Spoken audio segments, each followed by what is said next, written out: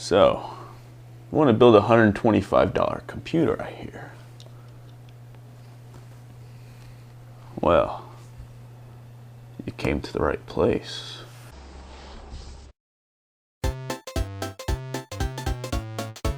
Let's take a look under the hood of this beast. Alright, first I'm just going to rattle off the specs of this machine, and then at the end of the video I'll tell you the reasoning why I went with all the stuff that I did. But first up, we have a LGA 1156 MSI motherboard. It's the H55M-p33, and I was able to pick it up for $19 with free shipping off eBay.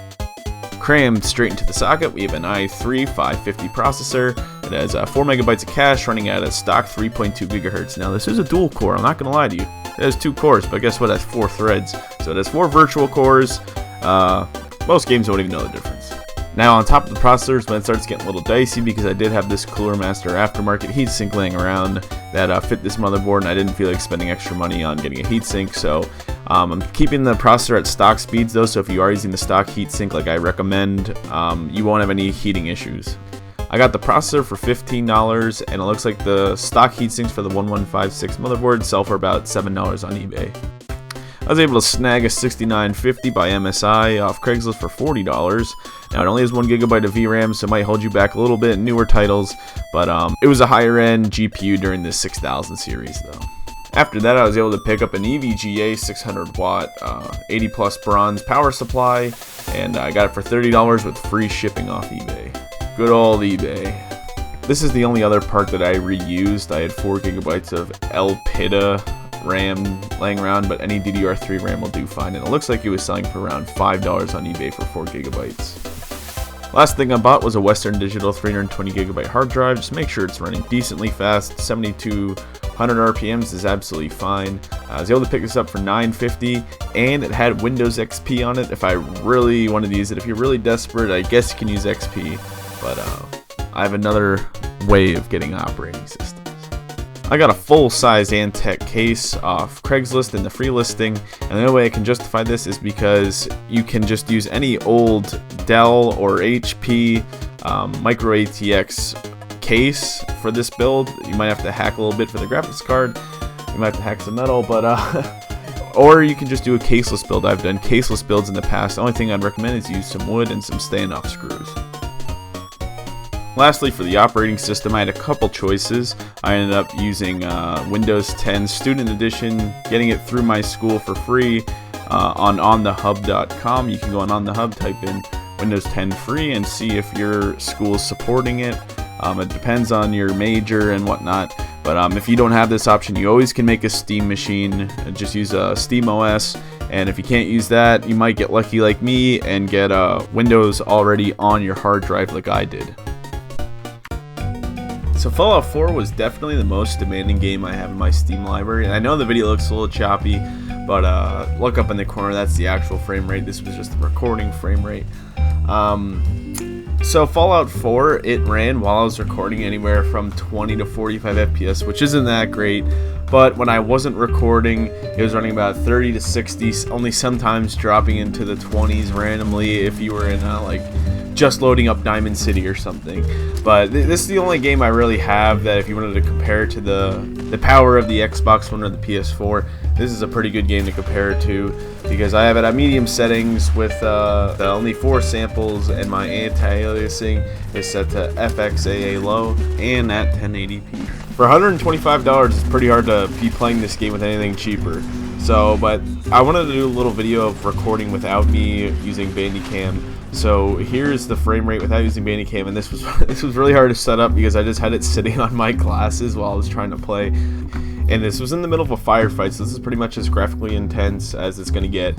And I went anywhere from usually hugged around the 30s, sometimes spiked up towards the 40s, and sometimes went to the upper 20s. But for the most part, it stayed at 30. And if you're just wandering around in the wasteland, it actually goes to the 50s. Alright, next up we got Middle-earth: Shadow of Mordor, and this game runs beautifully with a lower spec computer. I was getting anywhere. I had all the settings turned to high, and I was playing at 1080p, and I got it anywhere in the 40s for recording FPS, and when I was not recording, I was still hitting the 40s, just because if you look up in the corner, MSI Afterburner shows that the GPU is the thing bottlenecking. The RAM and the CPU aren't even close to bottlenecking. So in all, this game ran really well on this computer.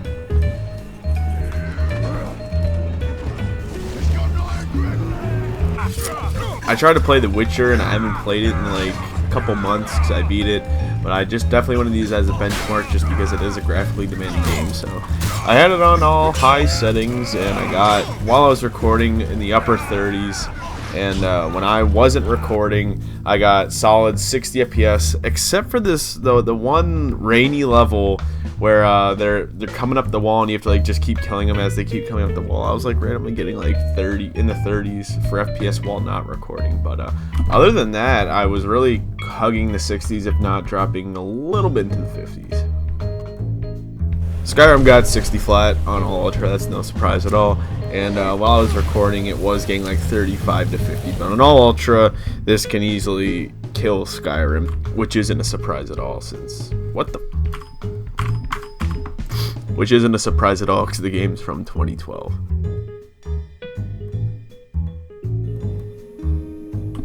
Portal 2 also ran at 60 FPS when I wasn't recording, but when I was recording it was hugging around 60, and this was all on high settings as usual. This game's ancient also, but it's I guess it's an alright benchmark to be testing with. And I maxed everything out on Counter-Strike Global Offensive. It ran 60 when I was recording, and anywhere from 80 to 130 while I wasn't. But this is like no surprise because once again the game's really old. But I thought it'd be a nice little benchmark to throw in there since there's a lot of people that play CS:GO, and the fact that you can play CS:GO for $125 is pretty great, don't you think? Me too. And last up I had Chivalry, Medieval Warfare, and the only reason I threw this in here is because it's in my Steam library, which is very tiny. You guys should start a GoFundMe for my Steam library. And it's actually not that easy of a game to run. I know it has trouble with dual cores, but I had this already. I had it cranked up to high settings, and I got 30s while I was recording. Sometimes dropped into like the 28, 25 regions. But when I wasn't recording, it was anywhere from the mid 40s, upper 50s to the 60s. So this was a fun build to do, and I'm really surprised that the amount of gaming that you can do with only $125. And yeah, I know I got some great deals, but you can replicate this pretty easily because the only reason I bought everything off eBay and Craigslist is so that you guys can replicate this.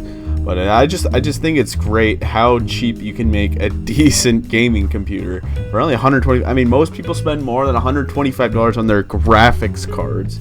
So the fact that I was able to do this is great. Now let me run through why I picked what I did though. I'm going to try to keep this video as short as I can, so I'm just going to go through why I picked what I did. For the motherboard, you need an LGA 1156 motherboard for this build. That's the reason why you can make it so cheap, because the processors, if you look on eBay, are dirt cheap for these motherboards. The problem is finding the motherboard. You might have trouble finding it, but trust me, if you do, you're going to want to go with it. This is the motherboard for this build. Next up for the processor, I went with the i3 550 just because I knew I wasn't making a higher end build. I knew I was only going to have 4 gigs of RAM. I knew I wasn't going to get a great video card, and I knew this was just going to be for a video. Now, my friend's getting this computer. Well, he's getting the motherboard and the CPU and RAM and whatnot. But we're going to upgrade the CPU just because the upgrade to get a quad core, preferably the i5-750, it's such a small amount of money for how much performance you'll get in newer games. Older games, it really doesn't matter because this actually does have, the i3 550 does have a high clock speed as is. But for the RAM, 4 gigs, you might want to upgrade that. 4 gigs will hold you back in games that are just coming out 2015 and 2016.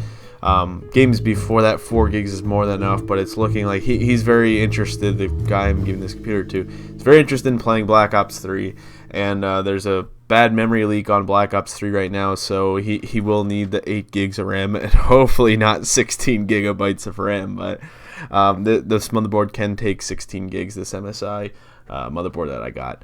But as far as the video card goes, this was a great card, especially for $40, gave you a lot of price for performance. But you definitely want to upgrade to something if you want to be playing newer titles at higher resolutions. I mean, I wouldn't recommend this build past 1080p, but you might be able to. But if you want higher frame rates and newer games, especially games maybe coming out in 2017, this card's going to hold you back because just how old the card is and because the fact it only has 1 gig of VRAM. Oh, and the power supply. I know 600 watts is pretty overkill. The only reason I went with it was because I knew I was getting a higher wattage graphics card, but I couldn't pass up a 600 watt power supply. This is actually the power supply that's in my main computer also. 600 watt 80 plus bronze power supply for $30 with free shipping. I just couldn't pass that up. So yeah, 600 watts is overkill for this build. You could probably get a the graphics card I think demands 500 or maybe 450, but you can easily get away with a 500 watt power supply. Just make sure it's semi-stable. You don't want to be powering your brand new used computer with some like Dell power supply that you found somewhere, an HP power supply. I think they're a little bit more reputable. But you want to be powering with some clean power. And as far as a hard drive goes, 320 gigabytes is that's fine for me. You know, I have such a small Steam library, and I was just gonna throw this into my other computer anyway, a hard drive. So it really didn't matter to me. 320 gigs is great. I would definitely cruise eBay for your hard drive though, because you can get them really cheap. And as far as the case goes, I already told you I've done a caseless build in the past. Case really isn't that important, and you can get, if you have a Dell or a HP micro ATX computer laying around, you can just rip all the guts out of it and throw this motherboard right in there because it is a micro ATX motherboard.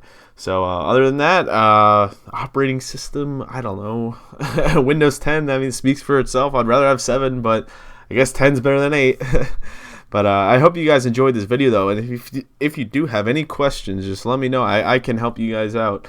I love doing these computer builds. I'll probably be doing one in the future because he's trading me his old motherboard and Core 2 quad for this one. So I know that's like a horrible trade. He's giving me $20 also, so don't worry guys, I'm not getting ripped off.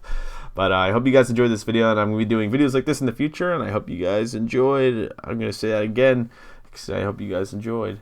So I'll see you guys in the future, and have a good one.